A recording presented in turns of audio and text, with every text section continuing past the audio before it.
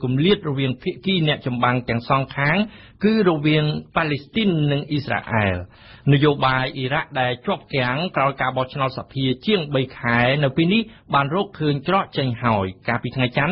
สมปอนจีดนิกายซีอิดในสเพียอิรักบานแต่งตั้งอนุโปรตีนสเพียคือโลกไฮดาอัลอาบาดี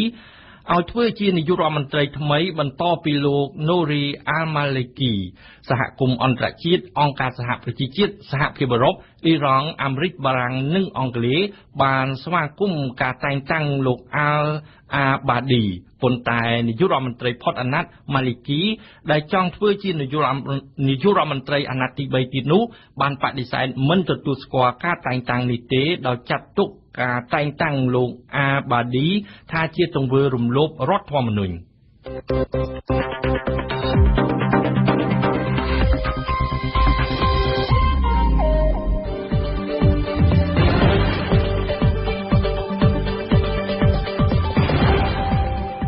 วิทยุบารัง RFI พนมปิง92 เมกะเฮิรตซ์เสียมเรียบ92 เมกะเฮิรตซ์บัดดำบองกรุงประเทศนุนึ่งกำปงจาม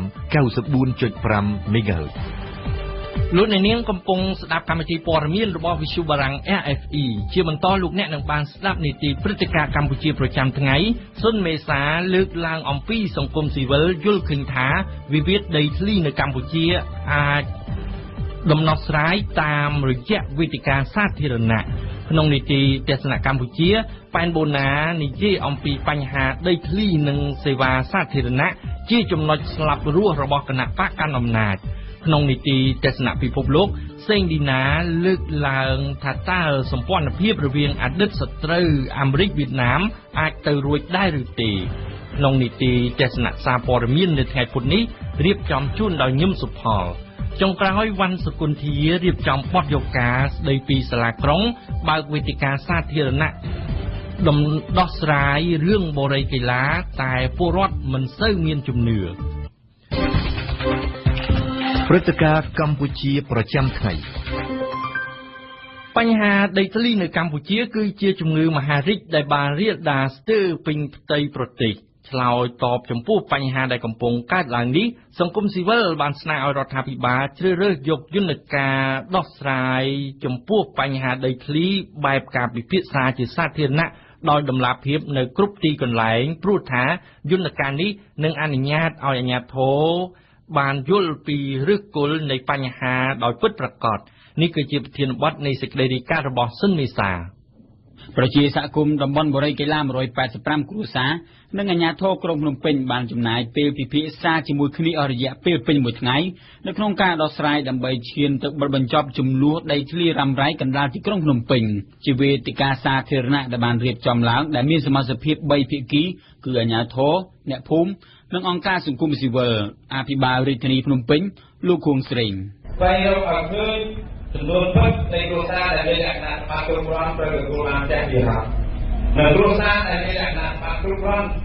กับผู้ประชาชนและสังคมบริการแต่ในแต่สองถึงได้ที่อันอีกว่าในที่ต่อของการเข้าร่วมดำเนินงานโดยบริการตอนนี้ไอ้ที่แจ้งการปฏิบัติต้องติดโครงการยุคกู้ยุคมาเซ็นตอนนี้ในหลักการปฏิบัติถึงได้ที่ไปถึงจัดการต่อมาดำเนินงานในกองบริการต้องจิตรัตน์แต่ในแต่สองแต่เนี่ยเอาเงินตึ๊ดแต่เอาอาหารเรื่องติดตามงานเต็มที่ไปรับใช้ดูบอกคนการประชุมจำเพาะการเจนนะเลิศประเทศจีจาในปัญหาใดที่มีเรื่องออมเพราะแต่ยังยีทาวิจิอภิบาลเป็นในใดที่กันโครงการเนี่ยจะตรึกใช้อันดับเยอะตำราเพียรการเอาจำเพาะเงินการจำบัตรเป็นการสาธารณะวิจิรุผมมนมวยได้ในเลยช่วงบรรจังตุกนักหาจนก็เลยสถานเพียบหรือตีกลางใดนามวยอยู่ที่หอตีกลางใดนั้นเราสมกอลทาเจียตรอสมบัติสาธารณะโดยการเจริญโดยการปกวัดโดยการกอดตราเอกสารนิจการเลือกล่างปีลูกกระตุ้ยมันไตรกรรมวิจีจรขบวนฉบับใดทลีหนึ่งทุนเทียนธรรมจิตในมิจฉามันโดยฉบับดำใบสะคุ้มได้ปีอัฐประเจ้าในเวทีการสาธารณะตีตังมวยนั้นเราบันสาธารณะจนโยตือจิตเจ็ดให้หนึ่งทัวการบอลกลุ่มนึกยกบอลให้ทัวการวินิจฉัยที่คือเอารักอำนาจแต่สำหรับตลอดที่ต่างนามวยทัดกูเอาตัวคำปฏิจนมหาจนนั้นหรือก็กูเอาในไอ้จนนั้นคือ មានឧបករណ៍ថ្លឹងថ្លែងពីការចូលរួមសាធារណមតិហើយដោយឡែកលោកស៊ីភិរុំនាយកលេខាធិការដ្ឋានក្រមការងារពិសេសសិទ្ធិលំនៅឋានដែលបានចូលរួមនៅក្នុងវេទិកាសាធារណៈរវាងសាលាក្រុងនិងសហគមន៍បុរីកីឡានោះបានលើកឡើងផងដែរថានៅក្នុងវេទិកាសាធារណៈនេះអ្វីដែលសំខាន់នោះគឺត្រង់មានតម្លាភាពហើយមានការចូលរួមពីអង្គការសង្គមស៊ីវិលរបស់យើងផ្ដល់ជាគំនិតយោបល់ផ្សេងៗគាត់ទទួលយកហើយបច្ចេកទេសផ្សេងៗនេះគឺថាមានការសហការហើយក្នុងដំណើរការនេះដែរគឺយើងឃើញថាគាត់ធ្វើឲ្យមានតម្លាភាពមានទាំងអ្នកកសែតមានទាំងស្ថាប័នផ្សេងៗជាអន្តរជាតិទាំងមើលទាំងអស់គ្នាហើយតម្លាភាពកម្ពុជាយើងនៅកំពុងមើលលទ្ធផលចុងក្រោយទៀតនៅពេលដែលក្រមការងារធ្វើការសម្រេចផ្ដល់ផ្ទះហ្នឹងនៅពេលដែលប្រជាពលរដ្ឋបានផ្ទះបានហើយលែងមានការតវ៉ានោះគឺបានយើងទទួលស្គាល់ថាវេទិកានេះគឺពិតជាមានការផ្លាស់ប្ដូរឥរិយាបថនៃការបម្រើរបស់អាជ្ញាធររដ្ឋដូចជារដ្ឋាភិបាលទន្ទឹមនឹងការដោះស្រាយរបស់សាលាក្រុងភ្នំពេញចំពោះករណីប្រជាពលរដ្ឋនៅតំបន់បុរីកីឡានេះលោកគង់ស្រេងក៏បានអំពាវនាវឲ្យមានកិច្ចសហប្រតិបត្តិការពីគ្រប់ភាគីផងដែរបងប្អូនវេទិកាសាធារណៈថ្ងៃនេះក៏ធ្វើការពិភាក្សាដើម្បីរៀបរាប់ពីការកំណត់លក្ខណៈមានឆែកទូទៅឬក៏ប្រកបបងប្អូននេះឡាតែទទួលបានផ្ទះជារដ្ឋហើយដល់នៅអនុសាសន៍មានប្រសិទ្ធភាពក្រុមអ្នកដល់នៅខាងការដល់ក្លាយជាជំនួយដើម្បីបន្តរួមតែអនុវត្តគោលនយោបាយការបំពេញពីបេក្ខរយុទ្ធសាស្ត្រក្រមដំណាក់កាលទី3របស់វិទ្យាសាស្ត្រកម្មក្លាយជាជំនួយសង្កត់ឆប់ទីគោនិងពង្រឹងភាពជាឯកពលជាមួយនឹងអង្គការសង្គមស៊ីវិលនិងតែគុំអភិវឌ្ឍនេះទៀតដើម្បីចូលរួមសហការជាមួយនឹងសាលារៀនទី2ក្នុងការជួយអភិវឌ្ឍសហគមន៍បុរីកីឡានិងលើកកម្ពស់ជីវភាពរស់នៅហើយរួមគ្នាជួយដោះស្រាយបញ្ហារបស់បងប្អូននៅសហគមន៍បុរីកីឡាទាំងមូលការបង្កើតវេទិកាសាធារណៈនេះបើតាមលោកស៊ីភិរុំគឺបណ្ដាលមកពីការភ្ញាក់រលឹករបស់អាជ្ញាធរចំពោះករណីយកិច្ចប្រជាពលរដ្ឋកន្លងមកយើងឃើញថាអាជ្ញាធរឬក៏រដ្ឋាភិបាលលោកមិនមានការប្រាជ្ញាចិត្តខ្ពស់នៅក្នុងការដោះស្រាយបញ្ហាចំនួនដីធ្លីនេះទេអញ្ចឹងហើយបានជាយើងតែឃើញបញ្ហាចំនួនដីធ្លីនេះបានកើតមានឡើងដោយមហារីកនៅទូទាំងប្រទេសកម្ពុជាហើយបទពិសោធន៍ដោយសារយើងឃើញហើយថ្មីនេះការបោះឆ្នោតជាតិឆ្នាំ2013នេះយើងឃើញមានការផ្លាស់ប្ដូរប្រជាពលរដ្ឋមានការខឹងសម្បារហើយធ្វើការបោះឆ្នោតទម្លាក់អីអញ្ចឹងដោយសារតែប្រជាពលរដ្ឋមានការយល់ដឹងអំពីអំណាចរបស់គាត់ពីសិទ្ធិរបស់គាត់នឹងកាន់តែច្រើនទៅអញ្ចឹងរដ្ឋាភិបាលក៏ដូចជាគណៈបកកណ្ដាលអំណាចត្រូវតែមានការស្រាវជ្រាវហើយត្រូវតែរកវិធីដើម្បីដោះស្រាយបញ្ចប់បញ្ហាហ្នឹងដើម្បីកាត់បន្ថយផលប៉ះពាល់ហ្នឹងឲ្យវាតិចវិញសូមបញ្ជាក់ថាករណីសហគមន៍បុរីកីឡានេះកាលពីឆ្នាំ2003លោកនាយករដ្ឋមន្ត្រីហ៊ុនសែនបានប្រកាសផ្ដល់ដីសម្បត្តិសង្គមគិច្ចចំនួន 4.6 ហិកតាដល់ប្រជាពលរដ្ឋដែលរស់នៅតំបន់បុរីកីឡាហើយនៅពេលនោះក្រុមហ៊ុនផានីមិចដែលជាដៃគូអភិវឌ្ឍទទួលបានចំណែកដី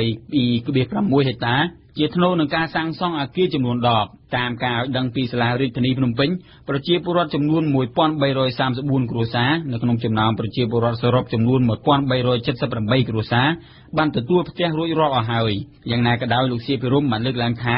ដំណោះស្រាយរបស់រដ្ឋាភិបាលបានដោះស្រាយតិចតួចនៅឡើយបើប្រៀបធៀបជាមួយនឹងបញ្ហាមានករណីខ្លះក៏មានការដោះស្រាយដែរតែករណីនៃការដោះស្រាយនេះគឺថាវាតិចតួចណាស់ជាពិសេសជាមើលនៅតែក្នុងភ្នំពេញយើងមើលតែបង្កប់ប្រៃកន្លះយើងឃើញហើយក្នុងចំណោមជាប្រវត្តិ700ជាងគ្រួសារគឺសល់តែបានជាង600ដែលនៅសល់តែ40គ្រួសារទៀតដែលមិនទាន់ដោះស្រាយហើយប្រៃកន្លះយើងឃើញថានៅលើគោកមិនទាន់មានអីដោះស្រាយទេប៉ុន្តែគាត់ថាវាមិនមានអីជាការរឹតបន្តឹងដោយពីមុនទេយើងឃើញថាដោយសារតែវិជាប្រវត្តិមានការទៀមទីកម្មច្រើនទៅហើយគាត់ចេះរូបភាពបើតាមលោកកឹកទូចបញ្ហាដីធ្លីនៅកម្ពុជាច្រើនផ្ទុះឡើងនៅក្នុងតំបន់ប្រមូលផ្ដុំជនជាតិដើមភាគតិចនិងតំបន់អភិវឌ្ឍលោកកឹកទូចបានបញ្ជាក់ថាបញ្ហាដែលធ្វើឲ្យដីធ្លីនៅកម្ពុជាបានបន្តភាពរ៉ាំរ៉ៃនោះគឺមកពីអ្នកនយោបាយឲ្យតម្លៃលើបញ្ហាប្រជែងយកអំណាចជាងការយកចិត្តទុកដាក់ពីប្រជាពលរដ្ឋហើយបញ្ហាយន្តការគ្មានប្រសិទ្ធភាពនោះក៏ជាការរួមចំណែកមួយផងដែរនយោបាយធំឲ្យអតិភិបទៅលើប្រធានបទរឿងតស៊ូអំណាចនេះខ្លាំងនៅឡើយជាងដែលមើលមកប្រធានបទដូចជាដីធ្លីធនធានធម្មជាតិដែលมันមើលមិនតាន់ឃើញមើលមិនច្បាស់ហើយទី2គម្រោងធំច្រើនបង្កប់នៅទំនាក់ទំនងអំណាចនៅក្នុងនឹងដែរអ្នកខ្លះក៏មើលឃើញថាគម្រោងខ្លះតែពាក់ព័ន្ធដល់ប្រទេស